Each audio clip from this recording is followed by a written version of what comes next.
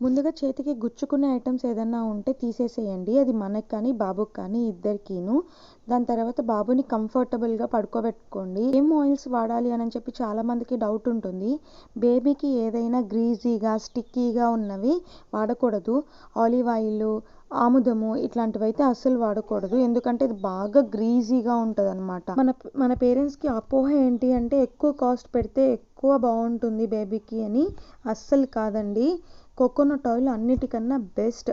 అది మనం పట్టించుకొని వాడుకున్నా సరే, లేదు అని అంటే బయట వర్జిన్ కోకోనట్ ఆయిల్ అని దొరుకుతుంది, అదైనా యూస్ చేసుకోవచ్చు. నేనైతే ఇక్కడ కోకోనట్ ఆయిల్ వాడుతున్నాను, ఎందుకంటే మా బాబుకి ఇది బాగా పడుతుందన్నమాట. మనం బాబుకి ఏది సూటబుల్ అని అనిపిస్తే దాన్ని వాడుకోవచ్చు. నేను ఫస్ట్ హెడ్ నుంచి స్టార్ట్ చేస్తున్నాను. మనము ఆయిల్ హెడ్కి పెట్టేటప్పుడు మాడు ఉంటుంది కదా, మాడు పైన ఎక్కువ ప్రెషర్ పెట్టకూడదు. మన పెద్దవాళ్ళు ఏం చెప్తారంటే ఎక్కువ అక్కడ బాగా రుద్దండి అంటారు. అదైతే అస్సలు మంచిది కాదండి. పైన మనం మసాజ్ చేసేటప్పుడు చాలా కేర్ఫుల్గా రుద్దాలి. ఆ మాడు మీద మనం కనుక ఎక్కువ ప్రెషర్ పెట్టామంటే బేబీకి బ్రెయిన్ డ్యామేజెస్ అయ్యే ఛాన్సెస్ ఉంటాయి. మసాజ్ చేసే ముందు మన హ్యాండ్స్ని నీట్గా వాష్ చేసుకొని ఆ తర్వాత బేబీకి మసాజ్ చేయడం స్టార్ట్ చేయండి. నేనైతే పైన ఫస్ట్ ఫోర్ హెడ్ నుంచి స్టార్ట్ చేస్తున్నాను. మన బొటన్ వేలు ఉంటుంది కదా, అది లైట్గా ప్రెషర్ పెట్టి మనం మసాజ్ చేయడం స్టార్ట్ చేయండి. గుర్తుపెట్టుకోండి, పిల్లలకి మసాజ్ చేసేటప్పుడు ఎక్కువ ప్రెషర్ పెట్టొద్దు. పిల్లల స్కిన్ చాలా సున్నితంగా ఉంటుంది, అందుకని రుద్దాం కదా అని చెప్పి బాగా ప్రెషర్ పెట్టి ఎట్లా పడితే అట్లా అస్సలు రుద్దకండి. మీకు స్క్రీన్ పైన ఎలాగైతే కనిపిస్తుందో అలాగే మా ఫేస్ మీద ఒక పార్ట్ తర్వాత ఒకటి నీట్గా మసాజ్ చేసుకోండి. ఆయిల్ మసాజ్ పెట్టడం వల్ల చాలా బెనిఫిట్స్ ఉంటాయి. పిల్లలు బాగా నిద్రపోతారు, ఇమ్యూనిటీ పెరుగుతుంది, వాళ్ళ బోన్స్ గట్టిపడతాయి, రిలాక్స్డ్గా ఫీల్ అవుతారు. అలా మనం గట్టిగా రుద్దాము అని అంటే వాళ్ళకి చాలా ఇబ్బందిగా ఉంటుంది. పిల్లల స్కిన్ చాలా సెన్సిటివ్గా ఉంటుంది కాబట్టి చాలా సున్నితంగా మనం మసాజ్ చేయాలి. చెవులని, బ్యాక్ పార్ట్స్ ఏవి మనం వదలకూడదు. నీట్గా సున్నితంగా మసాజ్ చేసుకోండి. ఒకవేళ మధ్యలో కనుక పిల్లలు అన్కంఫర్టబుల్గా ఫీల్ అయ్యారు అని అంటే కాసేపు ఆపి బ్రేక్ ఇచ్చి దాని తర్వాత మళ్ళీ మీరు మసాజ్ చేసుకోవచ్చు. మా బాబు చాలా ఎంజాయ్ చేస్తాడు మసాజ్ టైంలో, అందుకే నేను ఎక్కువ మధ్యలో గ్యాప్ ఇవ్వను, నేను కంటిన్యూ చేస్తాను. మీరు కనుక బాబు ఏడ్చాడు అని అనిపిస్తే ఒక 1 మినిట్ గ్యాప్ ఇచ్చి బాబు మళ్ళీ కంఫర్ట్గా ఫీల్ అయ్యేంత వరకు ఉంచి ఆ తర్వాత మసాజ్ స్టార్ట్ చేసుకోండి. ఆయిల్ మసాజ్ పెట్టేటప్పుడు మనం బేబీతో ఎక్కువ బాండ్ని పెంచుకోవచ్చు. వాళ్ళతో ఎక్కువ కమ్యూనికేట్ అవ్వండి, మాట్లాడుతూ ఉండండి, నవ్విస్తూ ఉండండి. వాళ్ళకి బాగా ఎంజాయ్ చేస్తారు. మీరు బేబీతో బాండింగ్ పెంచుకోవడానికి ఇది మంచి టైం.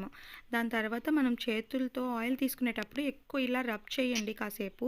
అలా రబ్ చేయడం వల్ల కొంచెం హీట్ జనరేట్ అవుతుంది, అది చాలా మంచిది. మనం ఇప్పుడు పొట్టకి చూపిస్తున్నాను కదా, ఇట్లా రౌండ్గా అట్లా ప్రెషర్ పెట్టి మనం కనుక కొంచెం లైట్ ప్రెషర్ పెట్టి కనుక మనం రుద్దామంటే బాబుకి గ్యాస్ రిలీజ్ అవుతుంది. గ్యాస్ట్రిక్ ప్రాబ్లమ్స్, డైజెషన్ ప్రాబ్లమ్స్ ఏమీ ఉండవు. బాబుకి హాయిగా నిద్ర పడుతుంది. పాలు ఇచ్చిన ఒక 45 మినిట్స్ తర్వాత ఆయిల్ మసాజ్ స్టార్ట్ చేసుకోండి. బాబుకి ఆకలి వేస్తున్నా లేకపోతే అప్పుడే నిద్రలో ఉన్న అలాంటి టైంల్లో మనం బేబీకి మసాజెస్ చేయించకూడదు. ఆ తర్వాత ఎక్సర్సైజెస్ చేయించండి. Hand exercises, leg exercises. ఇక్కడ నేను హ్యాండ్ ఎక్సర్సైజెస్ చూపిస్తున్నాను. పైకి కిందకి ఒక 2 టైమ్స్, ఒక 4-5 టైమ్స్, ఇట్లా క్రాస్గా ఒక 4-5 టైమ్స్ చేయించండి. బాబు ఎక్కడైనా అన్కంఫర్టబుల్గా ఫీల్ అవుతున్నారు అని అంటే ఆపేయచ్చు, ఏం ఇబ్బంది లేదు. ప్రతిరోజు మసాజ్ చేపియాలంటే ప్రతిరోజు మసాజ్ చేపియాల్సిన అవసరం లేదు. రీసెర్చర్స్ ఏం చెప్తున్నాయి అని అంటే బాబుకి మసాజ్ చేయించినా చేయించకపోయినా వాళ్ళ గ్రోత్కి ఎలాంటి ఇబ్బంది ఉండదు. కాకపోతే చేయించడం వల్ల వాళ్ళు రిలాక్స్డ్గా ఫీల్ అయ్యి ఎక్కువసేపు నిద్రపోతారు అని రీసెర్చర్స్లో ఉన్నాయన్నమాట. ఇక్కడ నేను లెగ్ మసాజెస్ చేయిస్తున్నాను. ఇక్కడ లెగ్ మనకి ముడతలు వస్తాయి కదా బాబుకి, అంటే పడుకొని అక్కడ ఆ ముడతల్లో కూడా మనం నీట్గా మసాజెస్ చేయాలి. అరికాలకి ఇక్కడ ఫింగర్స్ని ఎక్కువ లాగడం, అంటే మనం మెటుకులు విరుస్తాం కదా, అట్లాంటివి అస్సలు చేయకండి. జస్ట్ ఊరికే స్మూత్గా అలా మసాజ్ చేయండి చాలు.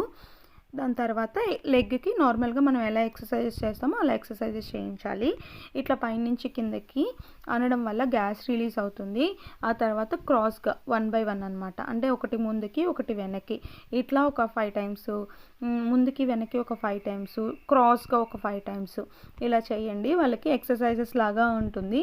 మా బాబు అయితే ఈ ఎక్సర్సైజెస్ చేసేటప్పుడు చాలా నవ్వుతాడనమాట. వాడు చాలా ఎంజాయ్ చేస్తాడు ఈ ఎక్సర్సైజెస్ని. చలికాలంలోనే కాదు, సమ్మర్ సీజన్‌లో కూడా మనం బాబుకి ఆయిల్ మసాజ్ చేయించొచ్చు. ఎందుకనంటే వాళ్ళ స్కిన్ పోర్స్ ఉంటాయి కదా! అవి స్వెట్ పోర్స్ అనమాట. అవి గనక క్లోజ్ అయిపోయి బాబుకి స్కిన్ కొంచెం స్మూత్‌గా ఉంటుందనమాట. అందుకని ఎక్కడ మనము ఆయిల్ మసాజ్ ఈ ఈ సమ్మర్ సీజన్‌లోనే చేయించాలి, వింటర్ సీజన్‌లోనే చేయించాలి అని రూల్ ఏం లేదు. ప్రతిరోజు చేయించొచ్చు. తర్వాత బ్యాక్ పార్ట్‌ని మనం మసాజ్ చేసేటప్పుడు ఇట్లా కాలు మీద పడుకొని మసాజ్ చేస్తే వాళ్ళకి కంఫర్టబుల్‌గా ఉంటుంది. లేదు ఫ్రంట్ సైడ్ కూడా మనం ఇట్లా కాలు మీద పడుకోబెట్టి వాళ్ళ కంఫర్ట్‌ని బట్టి మనం మసాజ్ చేసుకోవచ్చు. ఇక్కడ ఎక్కడైతే ముడతలు ఉంటాయో ఆ పార్ట్స్‌ని బాగా కాన్సంట్రేట్ చేసి మనం మసాజ్ చేయండి. ఆ తర్వాత లాస్ట్‌లో నేను మా బాబుతో ఆడుకుంటూ, మాట్లాడుతూ, నవ్విస్తూ చాలా కమ్యూనికేట్ అవుతూ నేను లాస్ట్‌లో మసాజ్ చేయిస్తాను. నాకు ఈ టైం అంటే చాలా ఇష్టం అనమాట. ఎందుకంటే బాబుకు నేను ఎక్కువసేపు మాట్లాడుకుంటాము.